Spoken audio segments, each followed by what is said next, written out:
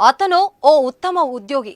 పుట్టినప్పటి నుంచి వైకల్యం వెంటాడిన ప్రభుత్వం కొలువు సాధించి విధుల్లో కూడా సత్తా చాటాడు. ఆయన పనిని మెచ్చిన ప్రభుత్వం గణతంత్ర దినోత్సవం సందర్భంగా పురస్కారాన్ని అందించింది. కలెక్టర్ ఉన్నతాధికారుల చేతుల మీదుగా ఉత్తమ ఉద్యోగిగా అవార్డును అందుకున్నారు. అవార్డును అందుకున్నాక కుటుంబ సభ్యులు, స్నేహితులందరూ అభినందించారు. కానీ ఏం చేస్తాం, ఆ ఆనందం ఎక్కువసేపు నిలవలేదు. గజం కేవలం 500 రూపాయలతో 1210 గజాల భూమి కేవలం 6 లక్షలు మాత్రమే. పురస్కారం అందుకున్న గంటల వ్యవధిలోనే అతని గుండె ఆగిపోయింది.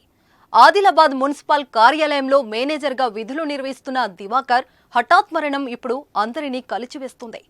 శుక్రవారం గణతంత్ర దినోత్సవ వేడుకల్లో భాగంగా ఉత్తమ ఉద్యోగిగా దివాకర్ కలెక్టర్ రాహుల్ రాజుతో ప్రశంసా పత్రం అందుకున్నారు. అనంతరం పట్టణంలోని ఆయన నివాసానికి వెళ్లగా అస్వస్థతకు గురయ్యారు. వెంటనే కుటుంబీకులు ప్రైవేట్ ఆసుపత్రికి తరలించగా అప్పటికి మృతి చెందినట్లు వైద్యులు నిర్ధారించారు. దివాకర్ 2004లో ప్రభుత్వ ఉద్యోగం సాధించారు. 10 ఏళ్లకు పైగా ఆదిలాబాద్ బల్దియానే విధులు నిర్వహిస్తున్నారు. దీంతో అక్కడే స్థిరపడ్డారు. మంచి అధికారిగా ఆయన పేరుగాంచారు.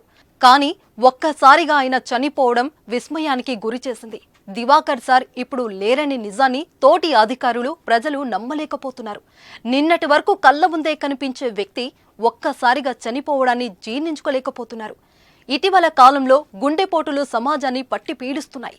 ఎప్పుడు ఎవరు ఎలా ప్రాణాలు వదిలేస్తున్నారో తెలియడం లేదు. అప్పటి వరకు మనతో ఉన్న వ్యక్తి గుండె క్షణాల్లో ఆగిపోతుంది.